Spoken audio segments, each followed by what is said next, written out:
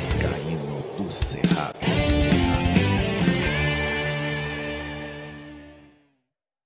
Fala galera vascaína, eu sou o Thiago Fontes, falo de Brasília, Distrito Federal, trazendo mais um vídeo para o canal. Olha aí, ó, a luz divina aí. Falar em luz divina, eu tenho um recado lá no final do vídeo aí, muito importante, tá bom? Bom, antes de atualizar as informações sobre tudo que tá pegando em véspera de Vasco e Criciúma, eu vou pedir aquela moral, aquela força, um joinha que você sempre deixa aqui, o like, se inscrever no canal, né, que é importante para o canal ser indicado na plataforma do YouTube. E vou falar da minha parceira, a 1xBet, é patrocinadora do canal Vascaíno Cerrado. Hoje tem CRB e Operário, o jogo vale pela 36ª rodada do Campeonato Brasileiro da Segunda Divisão. Estou pagando 2,21 na vitória do CRB, 3,12 no empate, 3,42 na vitória do Operário. Se você não fez seu cadastro no XBet, o link está no primeiro comentário fixado. Você vai clicar ou na descrição, vai abrir a página para você fazer o cadastro. E o código promocional para ajudar o canal é do Cerrado. Fez lá o seu cadastro, você já ajudou o canal. Aí quer ir além? Quer fazer uma fezinha? O primeiro depósito ou Pix, eles dobram em bônus para você fazer apostas aí nos campeonatos no Brasil e no mundo. Um XBet, o canal Vascaíno Cerrado em 2022. Bom, eu vou começar aqui com o presidente fanfarrão, né? O maluco de pedra lá do esporte, o Yuri Romão, que deu uma entrevista e falou um monte de asneira. Bom, ele falou que ele reclamou das punições dadas ao esporte, aquelas punições prévias do Tribunal de Justiça Desportivo, né? E falou que as punições dadas ao Vasco foram uma cortina de fumaça, né? Que a suspensão do Raniel por ter comemorado o gol e o Luiz Henrique foram ali cortina de fumaça. E que o Vasco viajou para Recife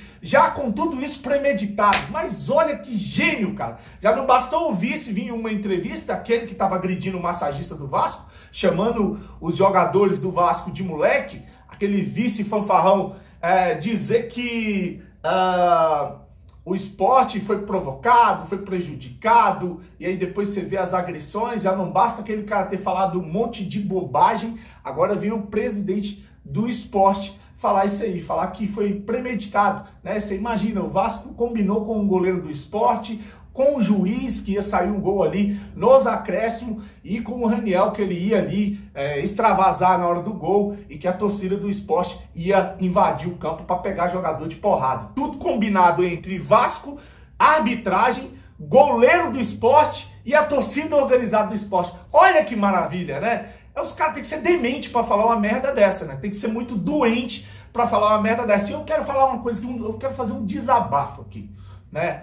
Acho assim, o Vasco tem que subir para a primeira divisão sem precisar desses pontos no tribunal. Sem precisar desses 2 pontos do esporte. O Vasco tem que ganhar do Criciúma e ganhar do Sampaio Corrêa, ou ganha de um e ganha do Ituano. Enfim, o Vasco tem que subir sem precisar desses pontos. Ah, mas você não quer que seja punido o esporte? Não, quero que seja punido.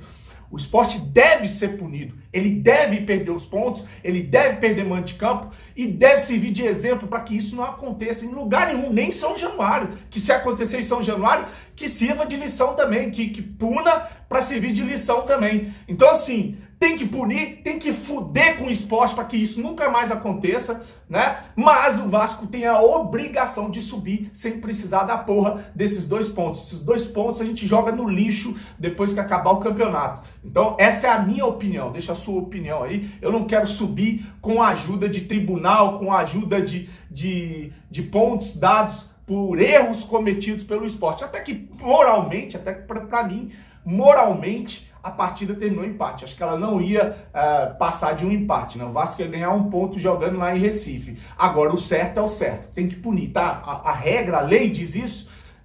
Interrompeu a partida, não deixou a partida acabar por falta de segurança, que perca os pontos, mas que isso não seja aí o motivo pelo qual o Vasco subiu para a primeira divisão. Então tá dado aí o recado sobre esses malucos aí que estão dirigindo o esporte. Vamos falar de coisa séria de futebol. De amanhã, o técnico do Criciúma, Cláudio Tencati, diz que vão buscar 3 vitórias no Campeonato Brasileiro e que vão subir para a primeira divisão. Essa é a frase dita pelos jogadores do Criciúma.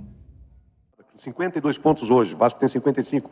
Gostaria que você transmitisse ao torcedor do Criciúma o que o grupo está pensando sobre esta quase que reta final e ainda o sonho de conseguir algo mais no Campeonato Brasileiro da Série B. O que você tem a falar? O que o grupo pensa? O que você tem a falar ao torcedor? O que vocês pensam? O som no final ali foi aclamado por quem? Pelos jogadores. O que os jogadores puxaram o som no final? Vamos subir, Tigre. Esse é o pensamento. Né? Nós chegamos numa fase, num momento agora, que nós não temos que ficar falando mais se não vamos lutar por isso, não vamos lutar. Não, é lutar pelo acesso mesmo. Hoje, se a gente falar de vamos fazer 3 vitórias, vamos buscar as 3 vitórias. Né? E se por consequência disso der tudo certo ali, vamos subir. Se por consequência não der, paciência. Né? Então, nós fizemos o nosso melhor. Mas esse é o espírito da equipe. Né? Então, hoje não tem como eu chegar lá e dizer assim para os jogadores, não, contra o Vasco lá vamos saber jogar, vamos empatar o jogo, vamos segurar, vamos fazer isso, vamos fazer aquilo. Não tem como. Não tem como, porque se eu for falar isso, eu que vou apanhar deles. Né? Então, aí eles estão muito focados nisso. Né? Então, pode ver a fala deles ali. Então, isso não é só eles, é nós também. Então, a nossa fala é que nós temos falado. Então, o tema da preleção hoje, um dos temas ali que eu sempre trago uma frase, uma coisa para pontuar, eu falei que era tempo de oportunidade, tempo oportuno e tempo de colheita.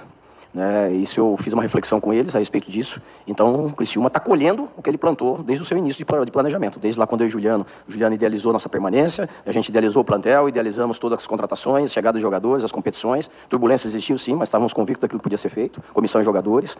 Né? Então, e a oportunidade, né? A oportunidade é o quê? É quando alguém dá brecha. Eles estão dando brecha, né? Nós estamos chegando. Entende? Então, em momento oportuno é isso. É quando você foca num objetivo e daqui a pouco impacta para que aconteça. E a gente tem fé que isso vai acontecer e estamos lutando muito para que aconteça. Cuidado na bola aérea, né? O Criciúma vai vir aí com um bombardeio aéreo. O último jogo que venceu aí do Ituano, ajudando o Vasco, inclusive, que o Ituano ia ficar 1 ponto do Vasco. Eles venceram por 3-0, 3 gols de bola aérea, 2 gols de bola parada. Sobretudo na lateral ali do Léo Matos, mas dos dois lados, né? Tô colocando os gols aí para vocês verem do Criciúma, todos de jogada aérea, né? Um pelo lado direito, outros 2 foram faltas batidas do lado esquerdo, em que o Rômulo chega como um elemento surpresa. Então o Vasco vai ter um teste final, uma prova aí com as jogadas aéreas contra o Criciúma. O Vasco sofreu muito com jogada aérea, mas desde que o Jorginho chegou, a coisa deu meio que uma melhorada, uma estabilizada, pelo menos com relação às jogadas aéreas. A gente perdeu muito ponto de pataquada, né, de gols contra, de vacilo de goleiro.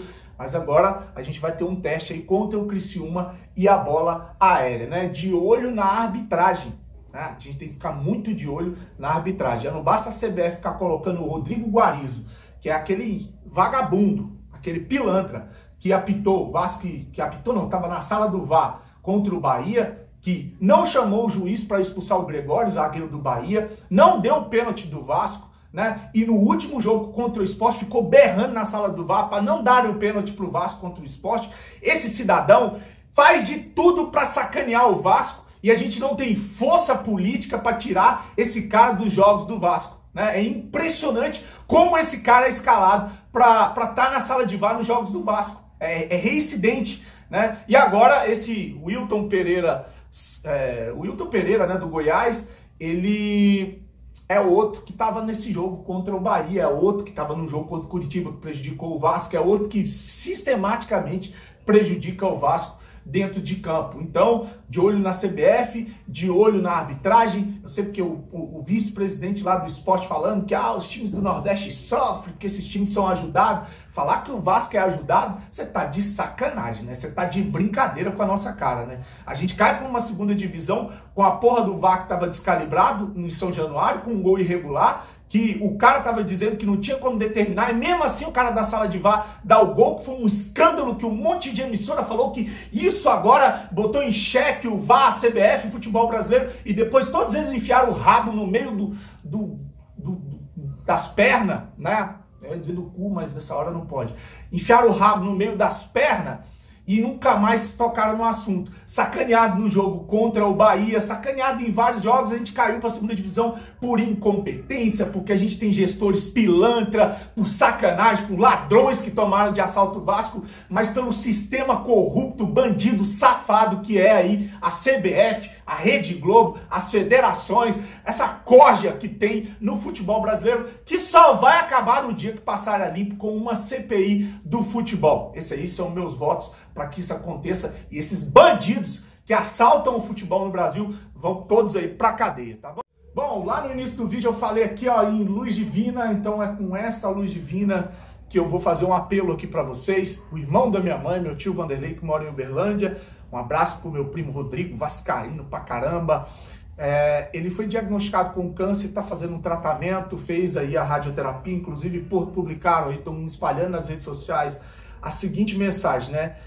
Esse é o Vanderlei, ele foi diagnosticado com neoplasia no rim direito, já em fase avançada, passou para o cérebro e pulmão. O tratamento de radioterapia já foi concluído com sucesso, graças a Deus. Agora foi recomendada a imunoterapia, porém, infelizmente, o SUS não cobre esse tratamento e precisando da sua ajuda até a ação judicial ser concluída. Tem uma ação na justiça para que o SUS dê esse medicamento que é muito caro. A medicação Voltrint, 800 mg, custa em média R$15 mil ao mês. Então, um tratamento que a família, infelizmente, não tem condições de arcar. O Pix está aqui, vou deixar aí na tela, 157 14 24 16 49, Vanderlei José de Melo, obrigado. Então tá aí, vamos dar uma força pro tio Vanderlei, hashtag força tio Vanderlei. E eu quero fazer um pedido aqui, não só com Pix, né? Quem é que for da área de saúde que conseguir esse medicamento para segurar pelo menos 1 ou 2 meses aí, até que saia essa ação na justiça, obrigando aí o SUS a arcar com esse tratamento, eu vou agradecer demais a vocês. Então consigam esse remédio aí, se conseguir me fala lá no Instagram, @vascaínocerrado. Tamo junto, um fim de semana abençoado para você, uma sexta abençoada, juízo, grande abraço, fique com Deus, saudações vascaínas.